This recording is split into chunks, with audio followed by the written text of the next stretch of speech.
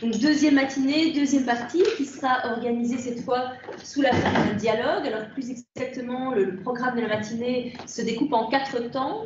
D'abord, c'est Carlo qui reprendra la parole pour un exposé, sur lire entre les lignes. Et puis, il y aura une discussion à propos de cet exposé, des questions croisées entre Martin Rueff et Carlo Ginzburg. Ensuite, nous ferons une petite pause. Ça, je ne vais pas compter dans les 4 temps. Troisième temps, Martin Rueff reprendra la parole pour nous dire sa perspective sur le travail de Carlo Ginzburg à propos de la littérature. Troisième temps, donc. Et quatrième temps, ce sont les questions-réponses avec vous. Donc, ce sera la partie d'échange avec le public. Donc, je vous dis déjà que vous pourrez retrouver l'enregistrement de toute la séance si vous le souhaitez ou si vous voulez conseiller à d'autres des 3/4 de la séance, donc des 3 premières parties, la 4e partie, les questions du public, pour que l'échange soit libre pour des raisons aussi techniques. Cette partie-là ne sera pas enregistrée. Alors, je ne vais plus vous présenter nos 2 invités parce que je l'ai fait hier, parce que de toute façon, vous les connaissez, vous les avez lus, et parce que de toute présentation échoue à synthétiser leur parcours à tous les 2. Donc, je ne vais plus refaire cet exercice-là. Je vais prendre simplement 1 minute pour rappeler le sujet du jour. Pour ceux qui n'ont pas eu la chance d'être avec nous hier, Carlo Ginzburg nous a entretenus à partir d'un livre de Vladimir Dabrovitch, la fragilité de la liberté et séduction des dictatures. Il nous a entretenus de l'hypnose des foules par les dictateurs, de la perte du libre arbitre, de la volonté, et de prophéties autoréalisatrices et dystopiques, de celles qui mènent par exemple du docteur Caligari à Hitler, selon le titre d'un essai de Siegfried Kracauer consacré à l'histoire du cinéma allemand. Aujourd'hui, avec Carlo Ginzburg, Martin Rueff, nous allons raccrocher au travail de l'historien la philologie et la littérature, dont il a d'ailleurs déjà été un petit peu question hier. Philologie et paradigme indiciaire marchent en effet main dans la main, puisque un acte philologique inspire l'histoire de l'art, la restitution de l'auctorialité d'un tableau à travers l'observation de petits détails a priori anodins, ce qu'on appelle la connoisseurship.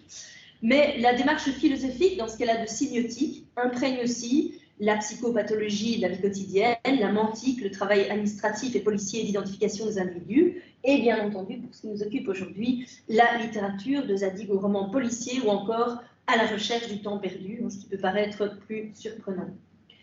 Si la réalité est opaque, des zones privilégiées existent, traces, indices qui permettent de la déchiffrer. Voilà une phrase tirée du texte Traces qui fait honneur à la philologie.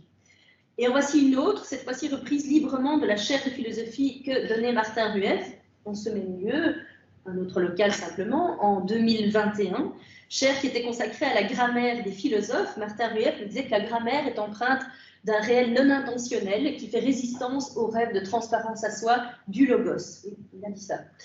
C'est dire si le travail patient et minutieux de la philologie, attentive à tous les signes inframinces de la langue, à toute leur convergence, comme en une toile serrée et homogène, cette fois c'est à nouveau Carlo Ginzburg qui parle, c'est dire si la philologie comme tiers médiateur entre l'histoire et la littérature nous promet de beaux développements ce matin. Alors. C'est beau ça. Merci. Merci Isabelle et merci à Martin qui a traduit ce texte avec une vitesse et générosité, je ne dirais pas extraordinaire, c'est la règle, c'est pas l'anomalie. Il y a quelque temps, l'Université de Buenos Aires a décidé de me conférer une laurea ad honorem. Je savais que la laudatio devait être prononcée par mon ami Gaston Bourgois, avec lequel je m'entretiens depuis de nombreuses années. Avant de me rendre à Buenos Aires, j'ai reçu un mail de Gaston qui commentait mon livre La lettera uccide, la lettre tue. Je cite: Ta Begriffsgeschichte, ton histoire conceptuelle, semble paradoxalement tenir davantage des gloses de la Bible ou du Talmud que d'un travail à la Koselleck ou à la Blumenberg. Fin de la citation. Si cette phrase m'a frappé, c'est surtout parce que l'idée qu'il pouvait exister une ressemblance de famille entre mes recherches sur l'histoire des idées et l'exégèse de la Bible ou du Talmud me paraissait autant qu'à mon ami Gaston Bourgois relever du paradoxe. Je suis né dans une famille de juifs sécularisés, non assimilés, de deux côtés, paternel et maternel, même si, comme la mère de ma mère n'était pas juive, techniquement, je ne peux pas l'être davantage, même si je l'étais certainement pour les nazis. De cette persécution qui a fait de moi un enfant juif, je garde les souvenirs les plus vifs. Mais ni la religion juive, ni l'hébreu, ce que je regrette amèrement, n'ont pas fait partie de mon éducation. C'est ainsi que, réfléchissant aux commentaires de Gaston Bourgois, j'étais conduit à me demander d'où aurait bien pu m'arriver un écho de l'exégèse hébraïque qui aurait d'une manière ou d'une autre inspiré ma manière de lire les textes. Je commencerai par répondre à l'observation paradoxale de Gaston Bourgois de manière encore plus paradoxale. Sigmund Freud, Marc Bloch, Leo Spitzer, Erich Auerbach, Abi Warburg, Ernst Gombrich, Erwin Panofsky, Arnaldo Momigliano, Léo Strauss, tous étaient juifs. Les aurais-je choisis pour cette raison? À coup sûr, non. Nous avons affaire à des intellectuels qui sont au cœur de la culture du XXe siècle et qui ont influencé, à des titres divers, un public très vaste qui s'est composé des juifs et des non-juifs. Pourquoi les ai-je cités? Pour une raison simple. Je me demande si un écho des commentaires à la Bible et au Talmud, qui pourrait avoir influencé ma manière de lire les textes, n'a pas pu m'arriver de manière indirecte de l'une de ces figures. Peut-être de Léo Spitzer et, à n'en pas douter, de Léo Strauss. Je partirai de Strauss, même si ma rencontre avec ses écrits est survenue bien plus tard. L'essai de Strauss, La persécution et l'art d'écrire, a été publié en 1941. Permettez-moi d'en citer quelques extraits, à commencer par le paragraphe d'ouverture. Et je cite: dans un bon nombre de pays qui ont joui pendant près d'un siècle d'une liberté des paroles à peu près totale, cette liberté se trouve aujourd'hui supprimée et substituée par l'obligation de rapporter les discours à ce que le gouvernement considère comme convenable ou à ceux qui pensent effectivement. Il vaut peut-être la peine de réfléchir brièvement aux effets qu'une telle coercition, une telle persécution peut induire dans la pensée et dans les actions. Fin de la citation. Strauss avait échappé à la persécution nazie en trouvant refuge en Angleterre d'abord, puis aux États-Unis. Les pays auxquels Strauss faisait allusion étaient l'Allemagne nazie et l'Italie fasciste. Mais la coercition dont il faisait mot parler était un phénomène qui remontait, à son avis, au moins à la Grèce ancienne, comme on peut le comprendre à partir d'un passage qui suit de près le texte que je viens de lire et qui se trouve accompagné d'un renvoi à la République de Platon. Et je cite: mais la persécution n'est pas en mesure de prévenir l'expression publique d'une vérité hétérodoxe, parce qu'un penseur intérieurement libre a la possibilité, pour peu qu'il se conduise avec circonspection, d'exprimer publiquement ses opinions sans pour autant en souffrir. Il peut même aller jusqu'à faire imprimer ce qu'il pense sans courir les moindres dangers, à condition qu'il soit capable d'écrire entre les lignes. Fin de la citation. Ah non, l'expression écrire entre les lignes est le véritable argument de cet essai. C'est ça la fin de la citation. Quand j'ai lu cette page, j'ai pensé: qui veut déchiffrer ce qui est écrit entre les lignes doit apprendre à lire entre les lignes. mais n'est-ce pas l'enseignement qui a modelé ma formation? Ce matin, ma réflexion pour introduire à cette discussion sur histoire, philologie et littérature part de ces points. Je suis entré en 1957 à l'École normale de Pise.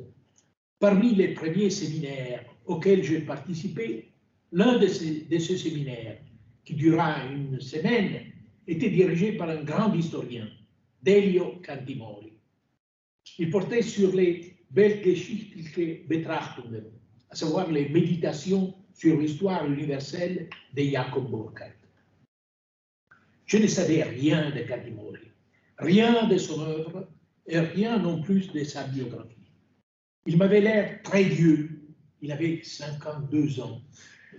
Les étudiants qui étaient assis autour de la table étaient des conscrits comme moi, c'est-à-dire des élèves de première année ou des personnes âgées. Je vois aujourd'hui dans cette contiguïté des publics un élément décisif de l'éducation que nous recevions à l'école normale. Cantimori demanda si l'un d'entre nous connaissait l'allemand. Peu répondirent oui. Il dit alors: nous allons travailler sur les textes et sur ses traductions. Il s'élança dans la lecture, accompagné des questions et d'éclaircissements. Au terme de la semaine du séminaire, nous avions lu 20 lignes. Je n'aurais jamais pu imaginer qu'une lecture aussi lente fût possible. Je recours consciemment à l'expression lecture lente à dessein. C'est par cette expression que Friedrich Nietzsche, qui fut philologue avant de devenir philosophe, parle de la philologie.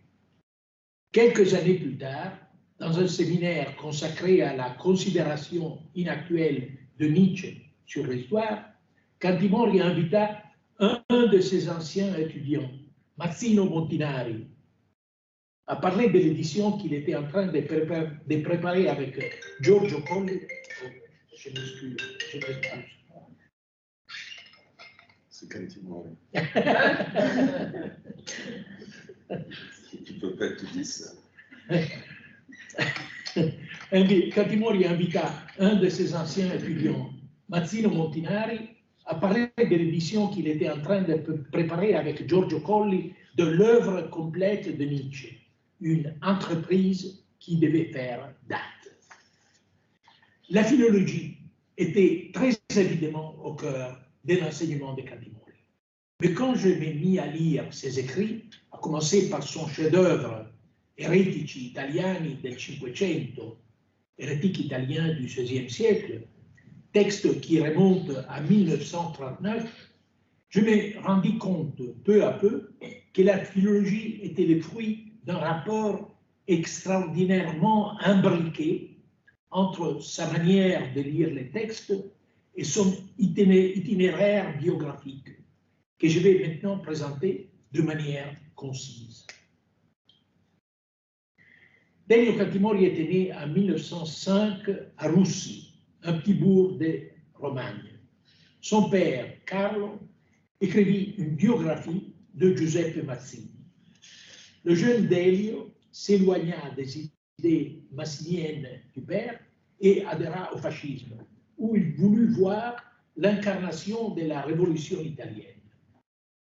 Entre le début des années 30 et le début des années 40, Cantimori participa à l'Enciclopedia Italiana, fondée et dirigée par le philosophe Giovanni Gentile, aux idées duquel il est resté très longtemps attaché, comme aux plus importantes revues fascistes, suivant de près l'évolution de la situation politique et intellectuelle de l'Allemagne, avec une attention toute particulière à l'œuvre de Carl Schmitt, dont il a traduit plusieurs écrits.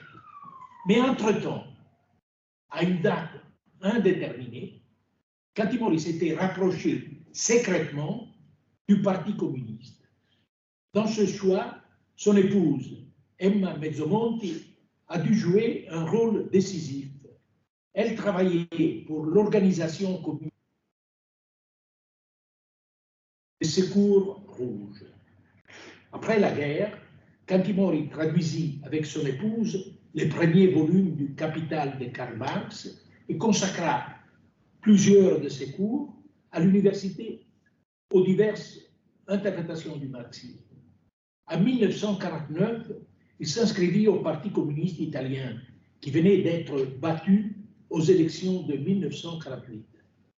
Il quitta le parti discrètement en 1956, après que les troupes soviétiques eurent envahi la Hongrie. Il est mort en 1966. J'ai évoqué cet itinéraire tortueux et tourmenté pour attirer l'attention sur la décennie qui va du début des années 30 au début des années 40.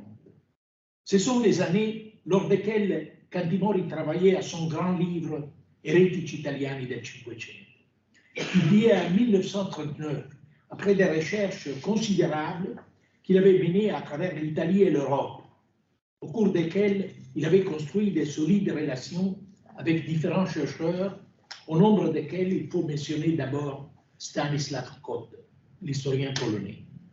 Le terme hérétique fut utilisé par Cantimori pour indiquer des personnages jugés hérétiques par l'Église catholique comme par les églises protestantes. Un des chapitres les plus passionnants du livre porte sur les nicodémites, les termes qu'avait utilisés Calvin au XVIe siècle pour condamner les plus sévèrement ceux qui, bien que convertis au protestantisme, rendaient un hommage extérieur au rite catholique pour fuir les persécutions. Calvin comparait leur simulation et leur dissimulation au comportement de Nicodème, le pharisien disciple occulte et nocturne de Jésus. Cantimori découvrit l'importance du nicodémisme comme phénomène historique et comme catégorie historiographique pendant les années où, alors qu'il était proche du Parti communiste, il écrivait des articles, des recensions dans la presse fasciste, se livrant à une sorte de double jeu, caractérisé par la simulation et la dissimulation. À première vue, cette stratégie était simple, une exposition apparemment neutre qui pouvait être lue dans deux directions opposées. En ce sens, son essai « Note sur la propagande » peut être considéré comme typique. Il fut publié dans la revue Civiltà Fascista en 1941, l'année même où Leo Strauss publiait Persecution and the Art of Writing. L'essai de Cantimori commence par la description, qui passe par une série de passages extraits de Mein Kampf d'Hitler, de l'élément irrationnel de la propagande, comme instrument des manipulations de masse. En voici deux exemples, je cite. Sa tâche, celle de la propagande, consistait, précisément comme dans le cas de l'affiche publicitaire, à attirer l'attention de la masse, et non pas à informer ceux qui ont au reste déjà une conscience critique, scientifiquement construite personnellement, ou ceux qui s'efforcent d'atteindre une éducation bildung et de se faire. L'action de la propagande doit toujours s'adresser plus directement aux sentiments et seulement en un second temps à ce qu'il convient d'appeler l'intellect, l'intelligence. Fin de la citation. Ce passage était suivi d'une page de Benedetto Croce, le principal exposant du libéralisme antifasciste, page extraite de son ouvrage consacré. Dans ce livre, Croce soutenait que les programmes politiques font un usage qui, et je cite, semble consenti de raisonnements sophistiques et d'assertions fallacieuses des documents fabriqués ou altérés. En effet, il n'y a pas lieu de se scandaliser quand on pense que, dans cette situation, des concepts vrais, des raisonnements qui filent bien, des nouvelles exactes, loin de servir la valeur des vérités, assument, comme les autres, une fonction émotive et sont justifiés à la seule condition qu'ils permettent de l'emporter sur les points en question. Fin de la citation. Dans le rapprochement de Hitler et de Croce, il y avait, si je ne m'abuse, une nuance empreinte d'une ironie agressive. L'essai s'est poursuivi par un examen prolongé de textes de sociologues d'Amérique du Nord, accompagné d'une référence à une nouvelle de William Faulkner, et suivi encore une fois de longues citations extraites de Mein Kampf. Arrivé à ces points de l'argumentation, Cantimori proposait une conclusion qui mettait tout à coup au premier plan, et je cite, cette forme particulière d'action politique, bien différente de la propagande, qu'est l'éducation politique, la formation d'une classe politique. Fin de la citation. Une allusion énigmatique que l'on pouvait interpréter comme une prise de distance des formes de propagande décrites précédemment. À quelle forme d'action politique Cantimori pouvait bien faire référence, cela n'est pas dit. L'essai ne disait mot du fascisme. Un tel silence était tout à la fois éloquent et ambigu. En écrivant entre les lignes, l'expression qui est au centre de l'essai de Léo Strauss, Cantimori apprit et enseigna à lire entre les lignes. Comme on a pu le dire, la rencontre entre Strauss et Cantimori, entre l'observateur et l'acteur, fut une rencontre ratée, en dépit de la dette intellectuelle qu'ils avaient contractée l'un et l'autre à l'égard de l'œuvre de Carl Schmitt. Il n'est pas impossible que ce soit à cette rencontre ratée que faisait allusion Arnaldo Momigliano quand il contribua au numéro que Rivista Storica Italiana dédia à la mémoire de Delio Cantimori en proposant un essai sur Léo Strauss, dont il souligne, je cite, les soins considérables et disons aussi la place considérable qu'il accorde à l'interprétation des textes dont il soupçonne qu'ils ont un double fond. Fin de la citation. Une herméneutique de la réticence qui se fonde sur une conduite ésotérique. La vérité cachée est réservée à un petit nombre. Et Montmillan ajoutait, je cite, « Je ne suis pas sûr que Strauss ne se réserve pas pour lui-même les droits d'être ésotérique à son tour. » Fin de la citation. Dans la conversation avec Silvia Berti, sur laquelle s'achève le volume Pagine hébraïques, où fut republié l'essai sur Strauss, Momigliano soutenait, et je cite, « Il y avait même chez Strauss un peu de pipoule, c'est-à-dire de cette partie négative, la sophistique talmudique. » Fin de la citation. Je reviens à Cantimori. J'ai beaucoup appris de lui, comme j'ai beaucoup appris de Momigliano. Je me souviens d'eux portés par une très profonde gratitude. Après les funérailles de Cantimori, l'historien Ernesto Sestan prononça un éloge funéraire lors duquel il évoqua, je n'oublierai jamais ces souvenirs, un mystère nicodémique. Pendant de nombreuses années, la trajectoire politique ambiguë de Cantimori fut au centre des violentes polémiques.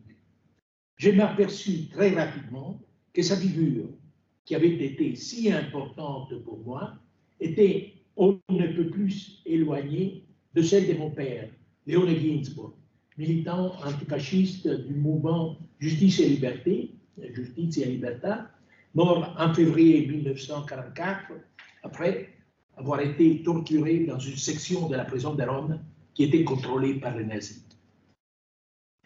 Rétrospectivement, je pense avoir pris congé de Cantimori, même si cela ne fut pas, comme je vais le dire, de manière définitive, dans un livre dédié à sa mémoire et au thème qui restera toujours associé à son nom. Il nicodemismo, simulazione e dissimulazione religiosa nell'Europa del Cinquecento. Le nicodemisme, simulation et dissimulation religieuse dans l'Europe du XVIe siècle. Livre publié en Italie en 1970 est resté inédit en français. J'y citais en exergue une phrase extraite de La vie de Galilée de Bertolt Brecht. Malheureuse la terre qui a besoin des héros. Ma recherche était née de la rencontre fortuite avec un document du XVIe siècle et du besoin que j'éprouvais de faire le point sur ce que j'avais appris de mon maître. Le nicodémisme, mon livre, reçut un accueil favorable de Werner Kegi et de Marcel Bataillon. Il fut critiqué, à juste titre, par Albano Biondi. Je pense que Cantimori, en dépit des limites de mon livre, aurait considéré avec le plus grand intérêt le personnage qui en était l'héros.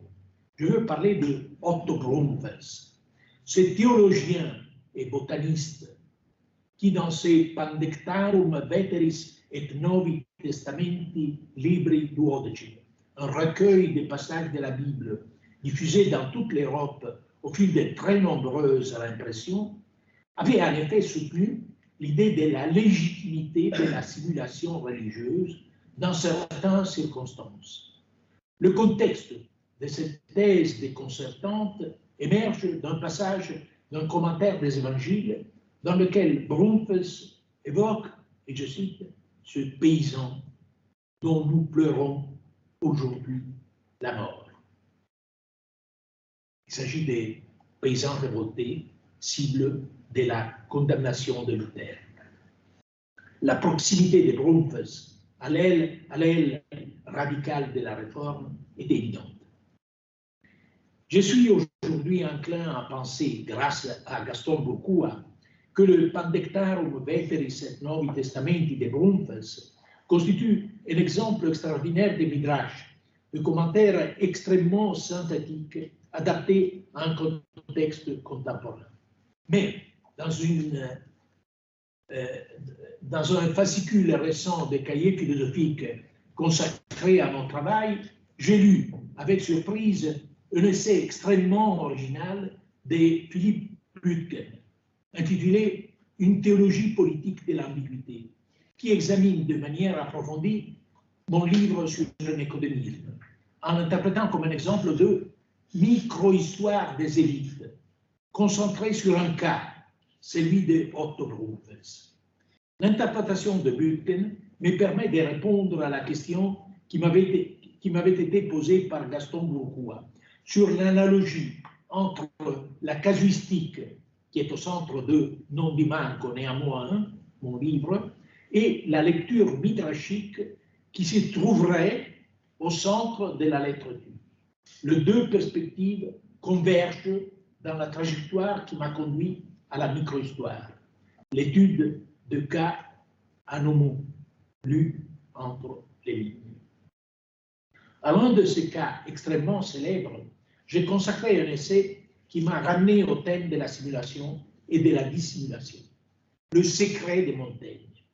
Montaigne, la chose est connue, provenait en partie par sa mère d'une famille de marranes, des juifs convertis espagnols.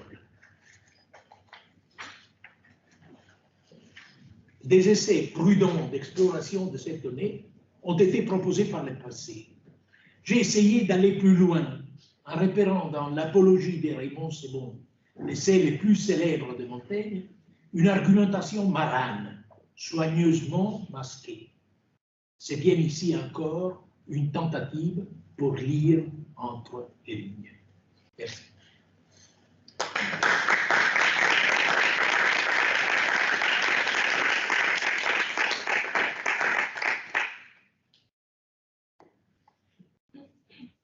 Merci beaucoup, Carlo Ginzburg, et merci à vous toutes et vous tous d'être présents, ou dans cette salle, ou par un lien thématique. Alors là, cette matinée, comme le disait Isabelle Host, qu'on remercie beaucoup, c'est que le Centre Prospero de son invitation. Donc cette matinée, elle va être en deux parties, un peu artificiellement découpée. Disons que cette première partie, à la suite de la conférence de Carlo, portera sur les relations entre histoire et philologie, pour dire vite, et la deuxième partie plutôt sur les relations entre histoire, philologie et littérature. C'est-à-dire dans cette première partie, il sera moins question de littérature, pour le dire vite, que dans la seconde. Alors, pour introduire, si vous voulez, la discussion, je voudrais, Carlo, faire quelques remarques sur ce propos. En tout et pour tout, 5 remarques, mais tu verras, elles seront rapides et j'espère bien sûr que tu n'en tiendras pas compte. La première, c'est de rappeler devant tout le monde cette phrase de Nietzsche qu'il t'arrive de citer et sur laquelle on s'est souvent confronté, d'autant que la figure de Nietzsche représente pour Carlo Ginzburg une espèce d'avocat du diable dans la relation entre philologie et preuve, entre philologie et rhétorique. Alors cette citation, c'est une citation de l'été 86, et il se trouve que Nietzsche a écrit ça à Rutta, à côté de Genova en Italie. Avant tout, disons-le lentement. Ma préface arrive tardivement, mais pas trop tard. Qu'importe 5 ou 6 ans, un tel livre, un tel problème n'ont nulle hâte, et nous sommes, de plus, tous, amis du lento, moi tout aussi bien que mon livre. Ce n'est pas en vain que l'on a été philologue, on l'est peut-être encore. Philologue, cela veut dire maître de la lente lecture. On finit même par écrire lentement, ça c'est un point sur lequel tu t'écartes de Nietzsche. Maintenant, ce n'est pas seulement conforme à mon habitude, c'est mon goût qui est ainsi fait, un goût malicieux peut-être, ne rien écrire d'autre que ce qui pourrait désespérer l'espèce des hommes qui se hâtent.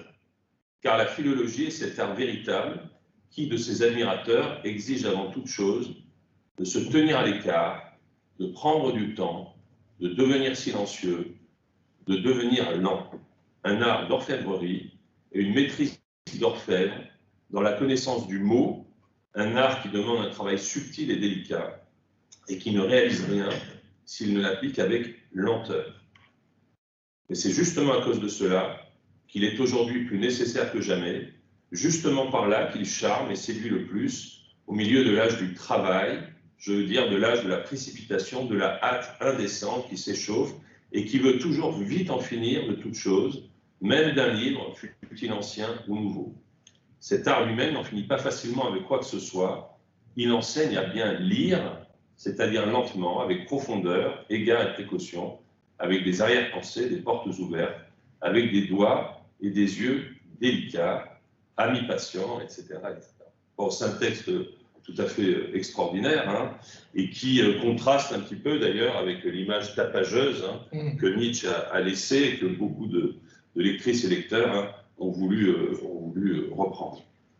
Alors, ce qui me paraît important dans ce texte, et pour introduire à la discussion, c'était mon premier point, c'est d'insister sur une spécificité de Nietzsche. Nietzsche définit la philologie comme un art de lire. Or, cette manière d'interpréter la philologie consiste, vous l'avez compris, à rapprocher la philologie de l'herméneutique. Donc, pour Nietzsche, la philologie est une pratique de l'interprétation. Or, évidemment, ce n'est pas exactement ce qu'est la philologie. La philologie n'est pas d'abord un art de lire, c'est d'abord un art d'établissement des textes.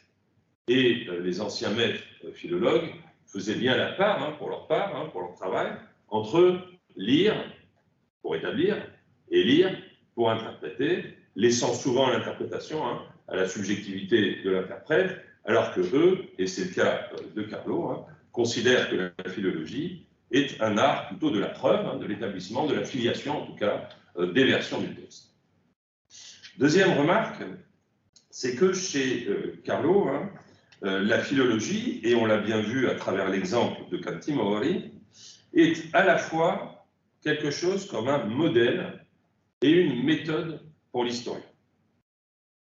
Elle est un modèle parce que la philologie, et c'est un sens d'ailleurs qu'on trouve chez Platon, est tout simplement l'inverse de la misologie. La philologie, c'est l'amour des discours, tout autant que la misologie et la haine des discours. Entendez, et c'est un des points du platonisme de Carlo, il n'y en a pas comme ça, donc on peut en mentionner un. Entendez qu'évidemment, c'est l'amour du logos en tant qu'il est capable d'établir le vrai et la preuve. Alors, ici encore, il faudrait distinguer aussi chez Carlo, j'y reviendrai dans ma dernière remarque, parce que l'amour de la langue et l'amour des mots et l'amour des textes, ce sont trois amours convergents, hein, mais qui impliquent des pratiques qui ne sont pas toujours les mêmes. L'amour des langues, alors évidemment, c'est un point qui aujourd'hui chez Carlo est très important, j'en dirai un mot tout à l'heure, hein, c'est l'ensemble hein, de tes essais, de tes études sur la question de la traduction, des traductions, et de ce que tu appelles souvent ton ethnophilologie, hein, l'ethnophilologie telle que tu appelles. L'amour des mots, hein, c'est autre chose, c'est un travail qui peut se réclamer de Spitzer hein, ou de Contini, pas de Strauss. Et puis il y a aussi hein, l'amour des textes, hein, et donc il me semble que ce rapport hein, de la philologie entendu comme triple amour, des langues, des mots et des textes, hein, doit être établi. Mais la philologie, c'est aussi une méthode, et c'est surtout une méthode. Et je vous renvoie ici à un texte qui est un des rares textes dans lequel Carlo Ginzburg commente un travail de philologue, frontalement. C'est un texte tout à fait important, hein, que vous trouvez dans Rapport de force, dont le sous-titre a été le modèle de notre titre à nous, hein, Histoire, rhétorique, preuve. Et c'est le texte que tu consacres hein, à Lorenzo Valla et à la donation de Constantin, texte dans lequel hein, Lorenzo Valla établit la fausseté d'un texte à l'aide de moyens qui sont les moyens de la philologie, et notamment hein, sa sensibilité, qui n'est pas plus grande que la tienne, hein, à la question de l'anachronisme.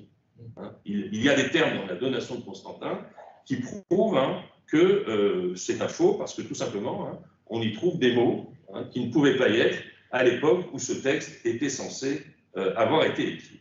Et tu écris, hein, page 65, c'est la traduction, je le salue parce que hein, c'est des collègues, c'est des copains aussi, hein, c'est la traduction de Jean-Pierre Bardos. Voilà ce qui est écrit. Hein. D'où venait l'attitude de Val à l'égard du langage? Tu te souviens de cette phrase peut-être? La réponse est surprenante à plus d'un titre. La sensibilité aiguë à l'anachronisme linguistique dont témoigne son discours est le résultat de l'entreprise menée par les humanistes de son temps pour purifier le latin de ses barbarismes et lui imposer des normes. Donc il arrive au vrai, hein, conduit par une espèce d'exigence de purification hein, de la langue, et c'est ça qui lui permet d'établir que la donation est un faux. Donc lire lentement, la philologie comme modèle et comme méthode. Troisième point, les philologues. Il est tout à fait frappant que quand on lit des textes d'historiens, les historiens aiment bien confier à la fois leur pédigré, les maîtres dont ils se sont inspirés, les figures hein, qui ont été à l'origine de leur travail. Et c'est très fréquent, toi, quand tu cites, tu l'as fait d'ailleurs hier, quand tu cites disons, le moteur qui t'a donné l'élan de devenir historien, parce qu'à l'origine, et tu en parleras peut-être, je ne voulais pas tout à fait faire cela, tu cites souvent Marc Bloch, et tu cites souvent des philologues. Et c'est très étonnant, parce que si on regarde justement Marc Bloch, ou Braudel, ou les historiens français, quand on voit quels sont les maîtres qu'ils se donnent, il n'y a jamais des philologues. Donc ça, je pense que c'est un point vraiment très singulier. Et il y a une espèce de, disons, de carré hein, de références, hein, 4 références qui viennent toujours hein, quand tu parles de philologue. Et ces références, hein, il faut les noter si vous vous intéressez à la philologie. C'est bien sûr Léo Spitzer, qui est un philologue assez étrange, assez atypique, assez singulier. Hein. Vous savez que c'est d'abord un grammairien, un historien de la langue, hein, qui a essayé de fonder une stylistique de l'expression, d'abord comme stylistique hein, de l'humeur, comme il disait, c'est-à-dire le texte traduirait l'humeur ou l'âme de l'écrivain, et ensuite hein, une stylistique hein, de l'écart et la conviction. Alors ça, je suis désolé, hein, Quand on est avec Carlo, et avec, bon, il faut faire un peu je suis un peu les notes de bas de page, moi, je suis un peu le prof, hein, j'explique un peu l'œuvre de Carlo. Hein. Et ce point est important, je vous demande de noter, parce que la philologie de Spitzer, hein, c'est une philologie de la preuve. Ce que Spitzer cherche, il le dit tout le temps, c'est des appuis textuels. Alors, vous le voyez hein, dans un texte en français, hein, c'est étonnant, le volume Études de style hein, est paru assez tard, hein, à la fin des années 60, plus tard qu'en Italie. Oui. Et c'est l'œuvre, c'est une manière de lui rendre hommage, hein, de Jean Starobinski, qui est le traducteur et l'introducteur de Spitzer en français. Et c'est une sélection d'essais. Alors, bien sûr, Staro avait choisi des textes qui allaient plutôt vers la littérature française, en se disant que ça allait séduire le public français. Et j'attire votre attention, puisque ici on est des philologues, hein, sur le fait que dans ce volume, il y a un texte, on ne sait pas lequel, qui a été traduit par Michel Foucault. Alors, si vous voulez, dans les questions, je dirai pourquoi, mais bon. Et comment je le sais? Enfin, c'est écrit, mais j'ai une petite anecdote là-dessus. C'est pas ça le point important. Le point important, c'est donc que dans les études de style, prenez par exemple le grand texte sur la vie de Marianne. Hein, Marianne Poulet dialogue avec Spitzer dialogue avec Poulet, pardon. Et il dit à Poulet, voilà, vous dites que Marivaux, c'est un écrivain, l'analyse, etc. Mais vous basez ça sur rien. Moi, je vais vous prouver hein, quel est l'instrument stylistique de Marivaux. Et pour lui, hein, c'est l'invention hein, d'un certain type de syntaxe, une certaine syntaxe. D'accord ? Donc là, la philologie de Spitzer, c'est une philologie du texte et du mot comme preuve. Le deuxième philologue, toujours allemand, auquel Carlo Ginzburg fait très souvent allusion, avec lequel même tu discutes, et c'est un des textes qu'on avait envoyé à nos amis ici, hein, c'est Erich Auerbach. Alors attention, hein, Auerbach, c'est pas du tout Spitzer. Pas du tout. Pourquoi? Parce que l'unité de Spitzer est le mot ou la phrase, alors qu'Auerbach, dans son grand livre Mimesis, hein, qui est de 49, la représentation de la réalité dans la littérature occidentale, sujet qu'aucun professeur ne donnerait comme thèse à un de ses étudiants. Hein. Qu'est-ce que vous voulez faire? Je vais étudier la représentation de la littérature, la réalité dans la littérature. Allez-y, mon garçon, allez-y, c'est très bien. Et donc, l'unité de Spitzer, d'Auerbach, pardon, c'est important, c'est le texte. C'est pas le mot. Hein. C'est-à-dire qu'Auerbach, ce qu'il fait, c'est qu'il prend un texte hein, dans Mimesis et il l'étudie. Donc, c'est l'étude de texte, pour ça que c'est un des maîtres aussi de l'école française, hein, parce qu'il prend des textes, comme fait Richard, comme fait Rousset, hein, et il l'analyse. Et l'obsession d'Auerbach, ici encore, hein, c'est de trouver, si vous voulez, des appuis, hein, des Ansatzpunkte, hein, il parle de ça, des appuis pour démontrer. Un troisième et très importante référence de Carlo Ginzburg, hein, c'est un philologue qui est moins connu en France, même si on s'emploie à le faire connaître davantage, hein, c'est Gianfranco Contini, hein, que tu as connu, qui a lu d'ailleurs un de tes livres, et qui s'est exprimé à propos, et qui est le maître hein, de ce qu'on appelle hein, la philologie des variantes. Alors c'est quelque chose qui après est arrivé en France dans les années 80-90, hein, avec la génétique des textes, mais que Contini pratique de manière très singulière, hein, et donc si vous voulez, c'est le philologue dont l'unité hein, est la variante. Je pense que quand on parle de philologue, il faut savoir quel est leur matériau.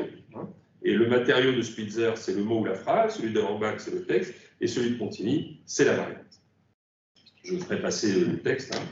Et puis, quatrième et avant-dernier philologue dont, alors là, pour le coup, tu as été très proche, on a même publié une correspondance entre toi et lui, hein, c'est Sébastien Ottine-Panal. Ottine-Panal, alors lui, il est presque inconnu en France, hein, alors c'est un des maîtres de la philologie italienne de la seconde moitié du XXe siècle. Et Timpanal, et alors, des quatre, si vous voulez, que j'ai cités jusqu'à maintenant, c'est le seul vrai philologue, en fait. C'est-à-dire, c'est le philologue qu'on appelle hein, le philologue hein, des branches, hein, c'est-à-dire celui qui veut prouver hein, l'ancienneté et la validité des variations d'un texte, c'est-à-dire remonter au premier texte. Et il est l'auteur d'un livre très célèbre qui est traduit en français, mais très peu lu, hein, qui est la question de la méthode Larman, c'est-à-dire comment on établit, hein, vous savez, pour les médiévistes, hein, on a plusieurs manuscrits, comment on remonte au manuscrit Princeps, comment on fait. Et puis, il y a quelqu'un qui n'est pas un philologue, mais que Carlo traite souvent comme philologue, qui est Léo Strauss. Léo Strauss, hein, c'est un philosophe, un historien de la philosophie, hein, qui a fait une proposition théorique de philologie, on pourrait dire, en sens large, hein, qui est celle de la lecture entre les lignes, le fameux essai de 41 que tu évoques. Alors, après avoir établi hein, cette petite liste de philologues, hein, il y en a d'autres évidemment, hein, mais enfin disons que c'est ceux que tu évoques, et j'y insiste, c'est-à-dire que quand Carlo dit quels sont ses maîtres ou ses sources d'inspiration, hein, tu n'emploies pas du tout le mot de maître, hein, c'est pas ton style, disons ses sources d'inspiration, il y a des grands historiens hein, comme Bloch, mais il y a la plupart du temps des philologues. Et puis, quatrième point, il y a, après ces tableaux, hein, il y a la question des objets de la philologie. Quels sont les objets de la philologie? Quels sont les objets que Carlo ressaisit de son point de vue hein, quand il travaille à travers les textes? Je crois qu'on peut dire qu'il y en a au moins trois. Il y a un objet qui me paraît vraiment central dans le rapport de l'histoire à la philologie chez Carlo, hein, c'est l'obsession de la preuve. Hier, je suis passé un peu vite, hein, mais c'était normal, tu ne parlais pas de ça, hein, sur le texte de la rhétorique que tu as convoqué hein, et commenté de manière tout à fait... maintenant, c'est un texte classique, hein, d'un rapport de force, hein, et tu rappelais que dans la rhétorique d'Aristote, la preuve est soumise par Aristote à un examen, parce que Aristote s'obsède, à cause de la relation entre rhétorique et dialectique, hein, d'une question très précise, qui est la question de la technicité des preuves. Il y a des preuves techniques, et il y a des preuves, comme il dit, non techniques, extra-techniques. Et dans le cadre de l'établissement de la preuve, arrive un argument, et donc vous allez voir pourquoi il est central pour Carl Ginzburg, hein, qui est l'argument du témoignage. Or, nous explique la rhétorique d'Aristote, il est tout à fait évident, et ici on recroise la polémique avec Eden White que tu évoquais hier, que les témoignages sont des preuves à considérer du moment qu'ils sont produits techniquement, et Carlo commande ce passage d'Aristote qui est tout à fait évident, c'est-à-dire que les témoignages sont des éléments de langage. Et donc la question pour la rhétorique, hein, c'est d'établir ces éléments de langage comme des preuves techniques. Alors ça, c'est vraiment un point central hein, et qui a joué dans les années 80-90 dans ta polémique avec Eden White, hein, disons, qui a acquis une centralité, je dirais même dramatique, quoi, parce qu'il y avait une dimension politique, c'était la question du négationnisme, etc. Donc c'était... Et puis, un deuxième objet de ta philologie, après la question de la preuve, hein, c'est la question de la voix. Et ce point est vraiment central. Les philologues ne parlent pas de voix, ni Spitzer ne parle de voix, ni Contini ne parle de voix, c'est pas leur question.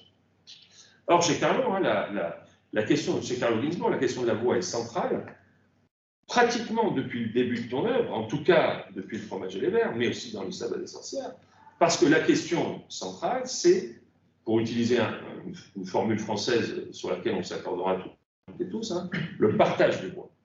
Comment on départage des voix? Par exemple, comment dans un procès fait par un inquisiteur, hein, on arrive à entendre à travers le réquisitoire de l'inquisiteur la voix de l'accusé. Et comment on sait que c'est sa voix alors qu'elle n'a été répertoriée et répercutée que par l'inquisiteur? Or, faire le partage des voix, évidemment, c'est un travail de philologue. Parce que sinon, c'est un travail d'idéologue. C'est-à-dire, si on décide déjà qu'on est d'un côté de la voix ou de l'autre, on a en fait décidé. Alors, tu utilises, donc par exemple, hein, dans un essai que tu as cité hier d'ailleurs, hein, c'est à mon avis un des textes extraordinairement important, Les voix de l'autre, une révolte indigène dans les îles Mariannes, ce texte qui se relie de manière vraiment centrale hein, au Fromage et au vers, c'est comment on fait pour faire entendre les voix. Et vous ne serez pas surpris et surpris de savoir que ce texte hein, a un écho considérable dans ce qu'on appelle aujourd'hui les subaltern studies, hein, c'est-à-dire dans la question des subalternes, parce que, évidemment, l'idée que la voix du dominant, pour faire vite, étouffe la voix du dominé au point qu'on ne pourrait plus l'entendre, hein, comme tu le dis, bah alors ça, évidemment, c'est une bataille de position, hein, de tranchée, il n'y a rien à faire, et il faut la mettre en mouvement. Donc la preuve, la voix, Et puis il y a un troisième objet qui est propre à ta philologie, hein, alors ça c'est un objet qu'on trouve aussi partiellement chez Auerbach, hein, qui est la question de la fiction, hein, la fictionnalité. Alors c'est pas tout à fait la question de la preuve, c'est évidemment pas la question de la voix, c'est la question de savoir comment, dans une guerre de mouvement qui est celle de l'historien à la recherche des preuves et des rhéteurs, des sophistes ou des négationnistes, hein, comment à travers les fictions, hein, on arrive à départager non pas deux régimes, qui seraient le vrai et le faux, mais trois régimes, le vrai, le faux et le fictif. Et dans Les fils et la trace, hein, c'est un exercice au long cours, hein, puisque c'est dans le dialogue avec Voltaire, dans le dialogue avec Stendhal, donc des écrivains, des auteurs de fiction, des fabulistes, hein, des fabuleux fabulistes, on pourrait le dire, hein, que tu lis dans un dialogue avec les philologues, et notamment là il y a une grande discussion avec Auerbach, hein, parce que ce n'est pas simplement des sources d'inspiration, c'est aussi des interlocuteurs avec lesquels tu discutes, hein, et tu t'en sers parfois comme avocat du diable, et puis toi-même parfois tu deviens leur avocat du diable. Hein. La question de la fiction est centrale. Donc lire lentement, la philologie, les philologues, les objets de la philologie, enfin les problèmes. Et je n'en évoquerai que deux ici, deux problèmes qui sont liés à ta conférence. Donc le premier, je pense que vous allez tout de suite le percevoir, hein, et c'est une forme de question que j'adresse à Carlo, il porte sur Léo Strauss. Donc vous savez que Léo Strauss, je le redis, hein, c'est un historien de la philosophie, un historien qui a émigré aux États-Unis, qui a créé une école tout à fait considérable, hein, de commentateurs et d'historiens de la philosophie, aussi de politistes, d'ailleurs, pas simplement d'historiens, hein, et il est l'auteur d'une œuvre considérable, hein, à la fois sur la philosophie médiévale, la philosophie moderne, hein, tu cites parfois son Hobbes, et donc de cet essai, qui est un essai qui n'est pas toujours attaché au reste de son œuvre, alors qu'il pourrait l'être, hein, qui est l'essai de 41 sur la persécution et l'arbitraire.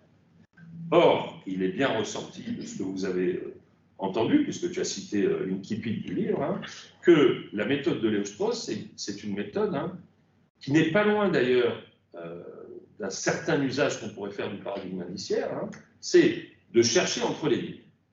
De se dire, dans une situation d'énonciation contrainte, un énonciateur ne dit pas ce qu'il veut dire, donc ce n'est pas tout à fait l'ironie, il ne dit pas le contraire de ce qu'il veut dire, comme on pourrait le faire avec des analyses un peu rapides de Voltaire. Hein. Il laisse entendre que ce qui importe dans ce qu'il dit, c'est ce qu'il ne dit pas. Alors, cette thèse, hein, elle est très forte, elle est extrêmement... elle est pleine de suggestions, elle est évidemment dangereuse, parce qu'elle peut ouvrir à des interprétations tout simplement délirantes, paranoïaques, hein, c'est-à-dire, voilà, je ne sais pas, Spinoza parle de lutte des classes, hein, puisqu'il n'en parle pas, c'est donc qu'il en parle. Vous voyez bien que c'est très compliqué. Et ce qui me semble, justement, c'est que chez Carlo, la lecture entre les lignes est une lecture qui est bornée par l'exigence philologique. C'est-à-dire, il me semble que tu joues, en fait, je dirais plutôt Spitzer et Auerbach, contre Strauss, pour donner raison à Strauss. D'accord ? Mais c'est très important, parce que si on n'a pas le contre-feu de la philologie comme lieu d'établissement de la preuve, on tombe dans ce que toute ton œuvre et tout ton être déteste, hein, c'est le délire interprétatif. Et donc je pense que, si j'ose dire, pour que Strauss soit vrai, il faut limiter une interprétation maximaliste de son œuvre. D'accord ? Et donc, le tirer, si j'ose dire, vers le Ginsburg de Trace. D'accord ? Hein ? Parce que sinon, si vous voulez, hein, bon, Strauss a été un élève de Heidegger, hein, il faut rappeler ça. Donc, si vous voulez, il y a aussi l'idée hein, qu'on peut renverser une tradition contre elle-même hein, en montrant qu'en fait, que ce qui importe dans ce qu'elle a dit, c'est tout ce qu'elle n'a pas dit. Donc ça, j'aimerais bien t'entendre là-dessus. Et puis le deuxième point, c'est que Strauss, que tu utilises dans ton exposé, dans une relation à une certaine tradition juive du commentaire, hein, et lui-même un écrivain qui a écrit sur l'interprétation juive, il est l'auteur d'un livre très important sur Maïmonide, hein, et puis il est l'auteur d'un essai important sur pourquoi nous restons juifs. Or, il se trouve que dans un essai qui avait fait l'objet d'ailleurs d'un commentaire, tu te souviens de Bruno Carsati, qui se trouve dans Distance et Perspective, hein, tu avances une hypothèse, hein, une des hypothèses très fortes de ton œuvre, dans un texte qui s'appelle Distance et Perspective de métaphores, qui est un texte, hein, que tu avais prononcé en 97, en 97 à Berlin, devant Stephen Greenblatt. Et dans ce texte, sur lequel je te demanderai de revenir si tu veux, hein, et là, pour le coup, de la manière la plus tordue que tu veux, tu proposes une hypothèse, je dirais, métahistorique, une hypothèse historique, bien sûr, mais une hypothèse d'interprétation qui vaut pour d'autres schémas historiques, et qui est la suivante. Notre mode de connaissance du passé, c'est page 163 hein, dans la traduction française, hein, qui est due à Pierre-Antoine Fabre. Notre mode de connaissance du passé est profondément informé par l'attitude de supériorité chrétienne vis-à-vis des Juifs. Ou, en d'autres termes, ces deux mots, Verus Israël, le vrai Israël, énoncés comme définition du christianisme par lui-même, ont été le lieu de naissance d'une conception de la vérité historique, qui est aujourd'hui encore, je le dis à dessein sous cette forme globale, c'est ce terme global que j'ai appelé métahistorique, mais je veux dire global, hein, notre conception. Et cette découverte m'a plongé dans un profond malaise que je partage peut-être avec d'autres, juifs ou non juifs. Et donc cette conception hein, de la vérité, qui est aussi, disons, qu'on pourrait appeler la vérité de confirmation, hein, de véridiction, qui est le modèle donc de l'Ancien Testament confirmé par le Nouveau Testament. Hein.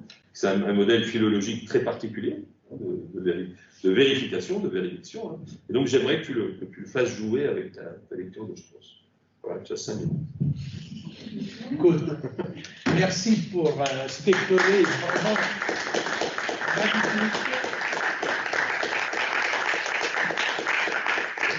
magnifique. C'est vraiment magnifique. Alors, oui, je commence avec une divergence. J'espère bien. Oui, c'est la discussion qui continue. Oui, c'est-à-dire, pour ce qui concerne cette relation entre philologie et herméneutique. Alors, si on pense à la philologie textuelle, alors l'idée de lire lentement 2 manuscrits pour saisir des différences parfois minimes qui amènent à reconstituer un arbre généalogique des manuscrits, on est du côté de la philologie textuelle, mais pas encore du côté de l'herméneutique. Alors. D'accord. Bon, d'accord. C'est-à-dire que, alors je pense que Nietzsche pensait peut-être à policier. De toute façon, ce point-là a été souligné par Timpanaro dans son livre sur la genèse de la méthode de Lachmann. Alors,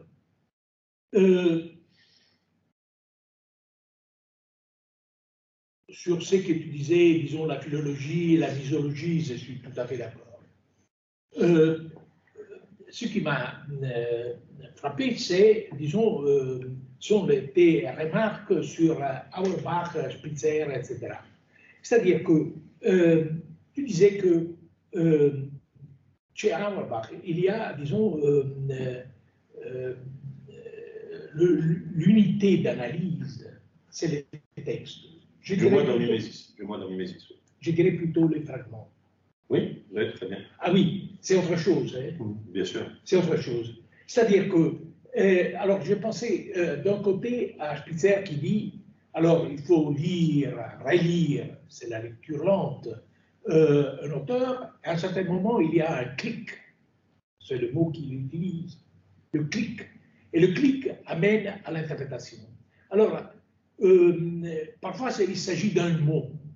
Tandis que chez Auerbach, et tu as tout à fait raison, il ne s'agit pas de mots, mais il ne s'agit pas d'un texte dans une perspective globale. Ce sont les fragments.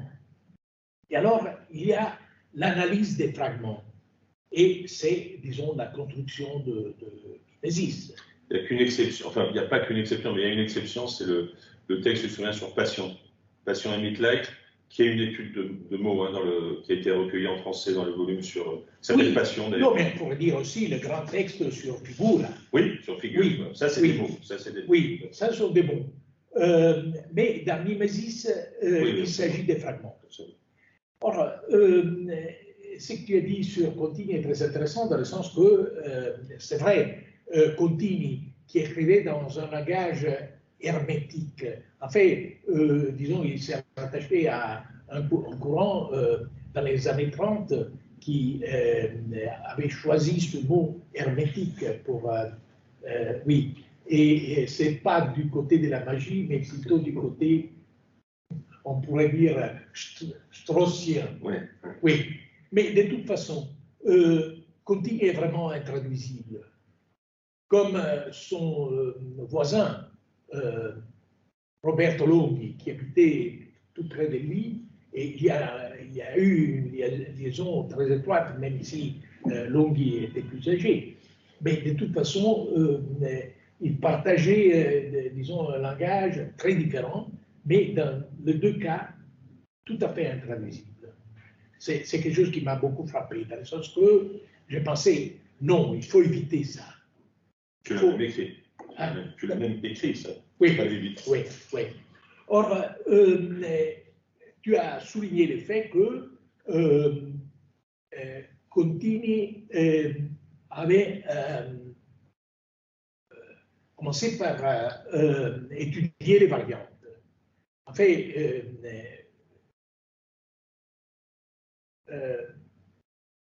il a publié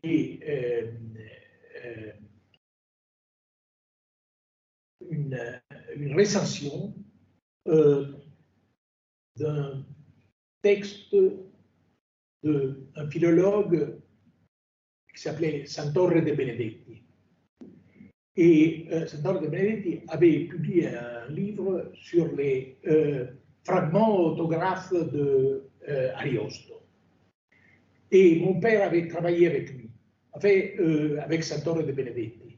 Et une fois, il a dit que Santoro de Benedetti était son maître, pas Benedetto Croce, même s'il avait une relation très étroite avec Croce, mais il a dit que Santoro de Benedetti était son maître. J'ai un exemplaire de ce in-folio édité par Santoro de Benedetti de fragments autographes de Ariosto, et c'est l'exemplaire numéro 1 avec une dédicace autographe de Santoro de Benedetti. Or, Contini a écrit une recension de ce texte. Il a commencé à travailler sur les variantes, mais ce qui est impressionnant, c'est le fait que cette recherche sur les variantes n'a pas passé les Alpes. Dans le sens que, si vous lisez, par exemple, ce livre de Cerchilini, Éloge de la variante, Contini est tout à fait absent. Et vraiment, il y a, disons, un dialogue raté. C'est assez impressionnant. Disons, l'attitude à l'égard des variantes est très différente, mais de toute façon. Et elle est aussi très différente de ce qui s'est appelé, à partir de la création de l'ITEM hein, et des manuscrits modernes en France, la critique génétique. Exactement. Mais là aussi, on ne parle pas de Contini. Ce que je voulais rappeler, juste une seconde pour t'interrompre, c'est que tu as rappelé les relations de ton père à Contini, mais il y a aussi le fait que ton père a été l'éditeur de Contini. Oui, et il a écrit, disons, 2 lettres très critiques adressées à Contini lorsqu'il était en train de préparer l'édition classique de Rime et de Dante. Et alors, il a envoyé ces lettres qui sont restées inédites jusqu'à il y a quelques années. Et Contini a accepté toutes les critiques. J'étais très impressionné parce que Contini, c'est-à-dire, il n'a pas beaucoup aimé le fait que, disons, son livre, disons, a dû attendre l'édition, etc.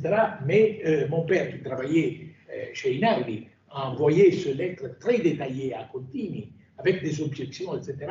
Et Contini a accepté ces critiques. Timpanaro, oui, alors, en fait, le livre qui n'a pas encore été traduit, et j'espère qu'il sera traduit en français aussi, il y a une traduction anglaise, c'est un livre qui s'appelle Il lapsus freudiano. Et là, bon, Timpanaro était un militant d'extrême gauche et grand philologue. Il n'a jamais enseigné à l'université. Il était l'élève de Giorgio Pasquali, un grand philologue.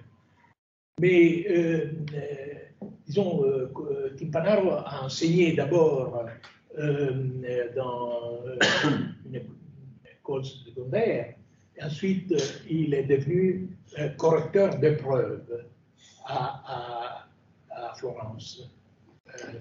Or, c'était, disons, quelqu'un de vraiment remarquable, personnage tout à fait exceptionnel. De toute façon, il a recueilli des écrits intitulés Sur le matérialisme et il m'a envoyé un exemplaire. On était, ça c'était en 1970, et j'ai lu ce texte, et il y avait, disons, une page, il y avait des remarques très critiques à l'égard du structuralisme, etc. Mais aussi une page où il parlait de Freud, et disait, oui, Freud a été très important du point de vue politique, mais du point de vue politique au sens large du mot. Mais pour ce qui concerne, disons, le côté scientifique de Freud, non, il n'y a rien. Alors, à l'époque, il n'y avait pas d'email. J'ai écrit une lettre en disant, mais écoute, lorsqu'on pense à la psychopathologie de la vie quotidienne, alors le premier cas où il y a, disons, ces problèmes de lapsus concernant un passage de Virgile, où le mot aliquis a été, disons, oublié. Quelqu'un a supposé que, disons, l'ami de Freud, c'est en fait Freud lui-même. Le fait que aliquis, c'est-à-dire l'absence de liquide, disons, serait une allusion cachée à l'absence de menstruation chez la compagne du type qui cite le vers de Virgile. Or, j'ai signalé ce texte et d'une façon rétrospective, je pense que c'était un défi évident dans le sens que Timpanaro avait passé des années en étudiant justement la transmission de l'œuvre de Virgile. Alors il m'a répondu et j'ai cette lettre, ce sont 4 pages, recto verso, avec, disons, une écriture tapée à la machine, une écriture très étroite, etc. Et il a, disons, proposé une réfutation de l'interprétation de Freud du point de vue de la critique textuelle. Alors, j'ai lu ça, j'ai écrit, mais écoute, ici, il y a un livre. Enfin, il a écrit ce livre. Et ce livre, c'est un livre magnifique. Magnifique. Même si, à mon avis, il va au-delà, disons, de l'argument central, c'est-à-dire la réfutation de la psychopathologie de la vie quotidienne, du point de vue de la critique textuelle, etc. Mais il y a aussi, disons, à un certain moment, une critique plus générale à l'égard de Freud. Bon, ça, c'est autre chose. Mais de toute façon, oui, j'espère que ce livre sera traduit en français. Ne regardez pas.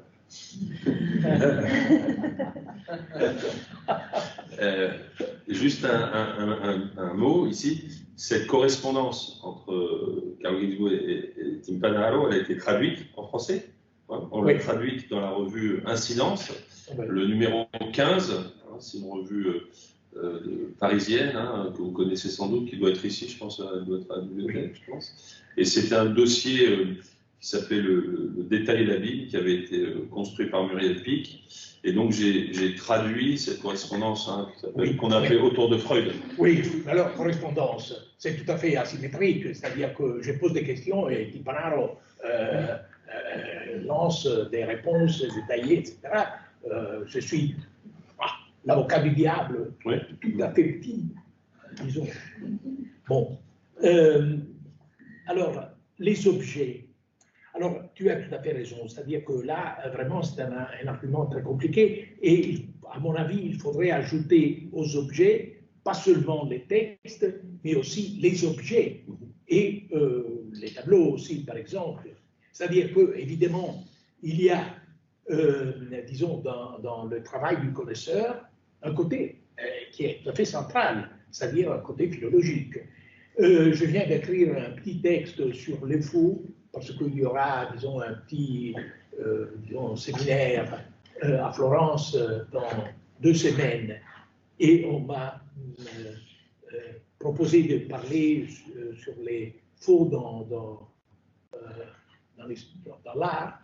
Et alors, justement, Federico Zeri, grand connaisseur, utilise les mots philologie pour démontrer que ce n'était pas, disons, le premier à faire ça, mais que 2 paysages célèbres qui se trouvent à Sienne, à la Pinacothèque de Sienne, qui avaient été attribués à Ambrogio Lorenzetti, en fait, c'était des fragments d'un politique beaucoup plus large. Ce n'était pas l'ouvrage d'Ambrogio Lorenzetti, mais il fallait projeter ça un siècle avant, et c'était Sassetta. C'est une démonstration tout à fait convaincante, mais justement, Zeri utilise les mots philologie. Or, ce qui m'a intrigué, c'est le fait que, dans un autre contexte, Federico Zeri, le connaisseur, a donné des conférences à l'Université catholique de Milan, et à un certain moment, il parle des faux. Et alors, il dit, oui, mais le faussaire, disons, essaye de, disons, se projeter dans un passé, etc. Et c'est la même chose qui est au centre du projet de l'historien et du connaisseur. Et à ce moment-là, il cite Benedetto Croce. Toute histoire, toute préhistoire, c'est l'histoire contemporaine. C'est-à-dire, cette entreprise, dans les 2 cas, est vouée à la défaite. Or, c'est absurde dans le sens que, disons, ce que Zeri a fait avec l'instrument de la philologique, c'est justement de, disons, rétablir le véritable auteur de ces 2 fragments en tant que fragments. Et, disons, la référence à Croce, c'est très intéressant parce que j'ai mentionné ce texte, cette phrase de Croce hier, et il y a 2 significations. D'un côté, il y a la signification qui a été évoquée par Zeri, c'est-à-dire toute histoire est histoire contemporaine dans le sens que, disons, surgit à travers des questions, disons, à des racines dans la réalité présente.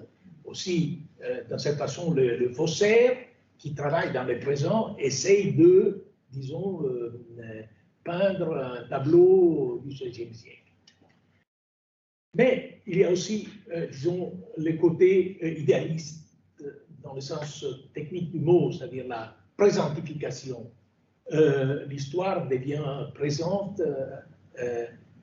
devient réelle, existe lorsqu'il y a cette présentification. Or, ce qui manque dans tout cela, c'est la philologie. Et justement, on peut voir, disons, la contradiction chez Zeri, c'est-à-dire qu'en tant que connaisseur, il utilise la philologie, et la preuve, mais lorsqu'il théorise, la philologie n'est pas là. Or, les objets, c'est-à-dire qu'il y a les textes, il y a les tableaux, il y a les objets. Les vases, les médailles. Les médailles, oui, les médailles. Alors, j'ai essayé de montrer que la connoisseurship, en fait, a ses racines dans l'antiquaire. c'est-à-dire cette pratique qui avait été oubliée, méprisée, etc., et qui a été redécouverte par Arnaldo Momigliano dans ce grand essai publié en 1950. Or, là, disons, avec l'antiquaire, on est sur le terrain de la preuve. Et justement, Momigliano disait qu'en 1950, que l'histoire, comme nous la concevons, c'est le fruit, le résultat de la convergence entre l'antiquaire et l'histoire philosophique à la Voltaire. Croce n'était pas mentionné. Oui. Or, évidemment, il y a, disons, le problème d'analyser des objets ou des peintures, etc. Et il y a, comme tu disais, le rapport entre la fiction verbale et la réalité. Et ça, c'était justement au centre de la polémique que j'ai eue avec Hayden-White. Alors, l'idée d'essayer de montrer que les rapports entre la fiction et la réalité sont des rapports compliqués qui vont au-delà de la lettre du texte dans plusieurs directions, c'est quelque chose qui m'a fasciné alors que j'ai travaillé longtemps là-dessus.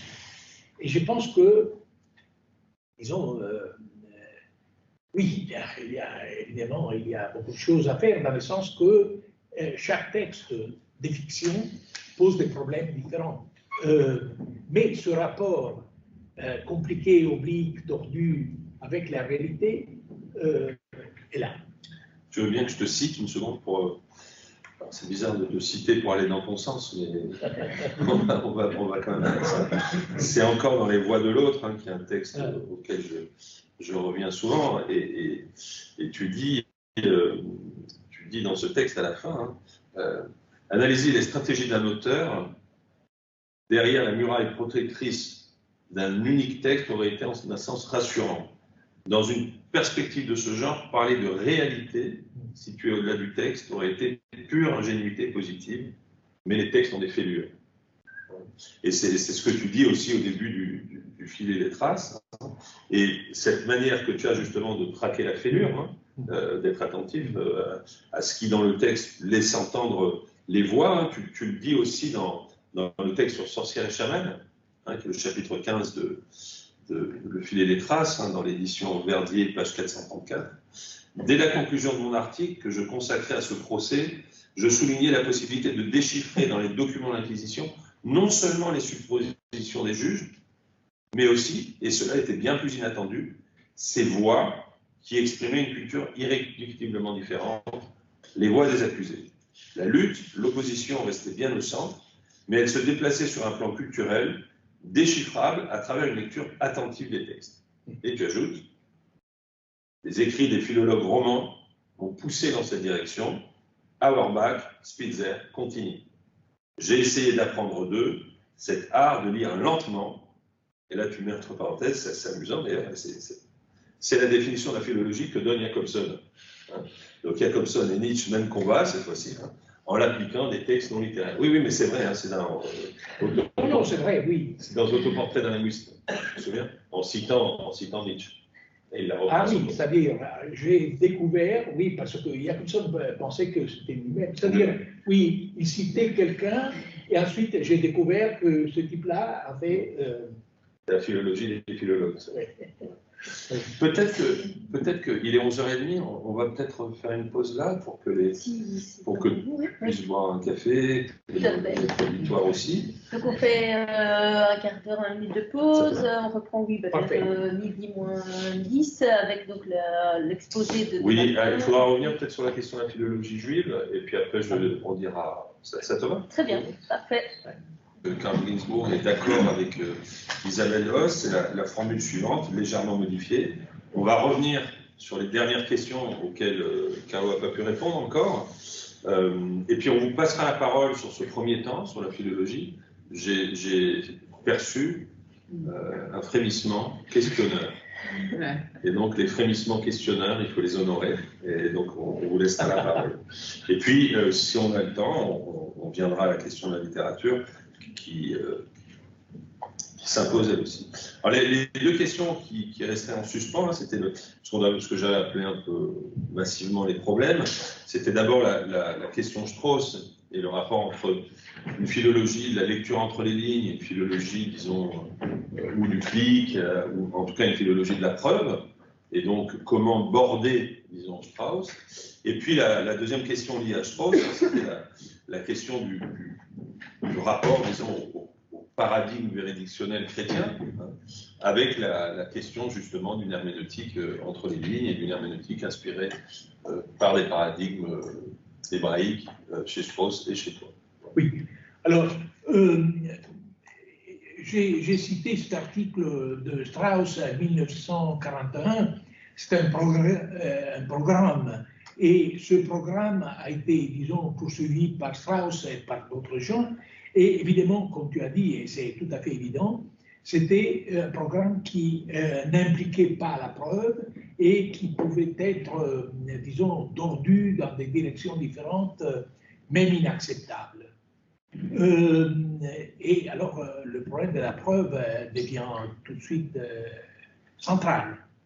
De l'autre côté, il y a cette idée de vérocidrel. Et là, je dois dire que j'ai dit une fois que j'ai eu dans ma vie une seule idée, et l'idée, c'est celle-là. C'est-à-dire que ça, disons, c'est quelque chose qui a commencé dans un article sur Augustin, et disons, qui est intitulé justement La lettre Q. Et disons, la lecture de la Bible de la part d'Augustin a toujours souligné l'élément allégorique. Or, ce qui m'a surpris, c'est qu'il y a des textes, et j'ai analysé un de ces textes, où Augustin regarde la lettre de la Bible et il prend ses distances en essayant de montrer que ces passages de la Bible doivent être replacés dans ce contexte. Le passage que j'ai analysé, c'est un passage sur la polygamie des patriarches. Alors il dit non, c'est, disons, c'est pas. Alors j'étais poussé à dire, disons, société, évidemment, c'est pas le mot qu'il utilise, mais c'est pas, disons, la place, le temps où nous vivons. C'était autre chose. Et là, il commence à faire des distinctions. Disons, être nu dans le bain, c'est quelque chose de différent d'être nu dans un, disons, banquet, etc., etc. Et il y a cette distinction entre flagitium et factus. Et ce qui est frappant, c'est que cette idée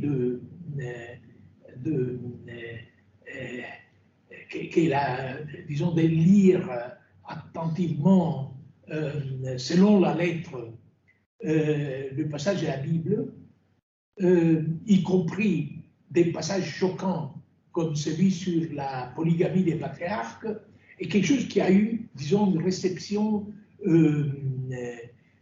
très longue. Et justement, j'ai trouvé une référence dans un passage de Valla où il dit, oui, lorsque j'étais enfant, on m'avait dit que, lorsque j'ai posé la question, mais qui a écrit, disons, le Pentateuque? Ils ont dit, oui, mais c'était Moïse. Mais alors, pourquoi il y a une référence bon, il n'y a pas de lire pas seulement entre les lignes, mais disons pour voir ce que la lettre cache si on va la lire. Et or, j'ai commencé par là, Et ensuite, j'ai fait cette découverte, si vous voulez, c'est-à-dire qu'il y a un rapport très étroit entre l'idée de Veros Israël, c'est-à-dire le christianisme en tant qu'héritier du judaïsme, mais héritier, disons, quelque chose qui a préservé le judaïsme aussi, mais il y a, disons, Aufhebung. J'étais, disons, j'ai cité Hegel, même si à l'époque, je ne pouvais pas, disons, prouver qu'il y avait cette continuité. Mais j'ai continué à réfléchir là-dessus. Il y avait l'idée de, disons, aller au-delà du judaïsme, mais en préservant le judaïsme. Cette idée de perspective, pour nous, c'est une idée, disons, liée à une métaphore visuelle, tandis que chez Augustin, il y avait une métaphore, disons, sonore, ce qui est comprenant, disons. Et ce qui est intéressant, c'est qu'à mon avis, Augustin avait commencé à faire ces distinctions entre, disons, flagitium et facinus, etc., et l'idée que on peut être nu dans les mains, mais dans d'autres contextes, c'est scandaleux, etc. Mais à partir de son expérience et son vocabulaire de professeur de rhétorique, c'est to prepon, ce qui est, disons, pertinent à un contexte spécifique. Il y a l'idée de accommodatio aussi. Bon, alors j'ai essayé de développer ça et dans la lettre du, j'ai écrit un essai qui s'appelle Dévoiler la révélation. Et j'ai essayé d'aller au-delà de cette métaphore, disons, parce que la révélation, disons, taken for granted, c'est vraiment surprenant, c'est-à-dire qu'on utilise cette, disons, ce mot comme s'il s'agissait d'un mot d'une catégorie évidente. Or, j'ai essayé de montrer les racines et l'origine de ce mot. Alors, évidemment, je ne suis pas bibliste, malheureusement, j'ignore l'hébreu, etc., etc. Mais, disons, c'était quelque chose qui s'imposait à moi et j'ai essayé de...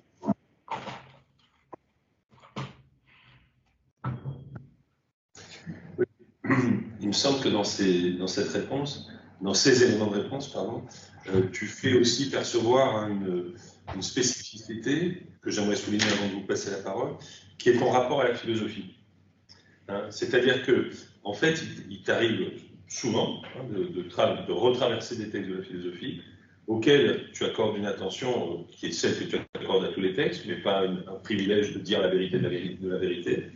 Et ce qui me paraît frappant, c'est que, et dans le texte d'Aristote sur la preuve, par exemple la notion d'énergeia, ou dans ton texte sur la révélation, en fait, ce qui t'intéresse, une des choses qui t'intéresse, et qui, à mon avis, rencontre aussi l'intérêt des philosophes, et peut tourner plusieurs philosophes vers ton travail, hein, c'est la question, on pourrait dire, des modèles, des paradigmes de la vérité.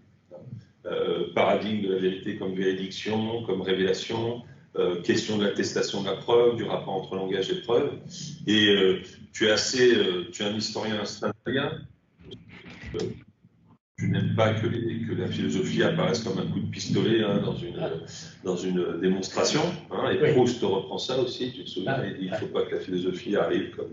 Mais néanmoins, hein, il y a dans ta manière de faire, tu as cité Hegel tout à l'heure aussi, hein, il y a dans ton manière de faire hein, un rapport intime et tout à fait sérieux et respectueux, mais pas privilégié hein, à la question de la philosophie. Voilà. Donc, oui, alors si je peux ajouter un mot, c'est-à-dire l'idée que, disons, il y a quelque chose qui est en même temps, disons, vrai et, disons, outrepassé, on dit ça? Oui, outrepassé dans le présent, mais en même temps, disons, outrepassé et toujours partie de notre rapport avec les passés, etc. Alors, cette dialectique, on pourrait dire, c'est quelque chose, je crois, que Aristote n'aurait pas compris. Aristote. Et alors, j'ai essayé de montrer que, justement, cette idée, c'est l'idée qui est au centre de cette notion de Verus Israël. Parce que, et disons,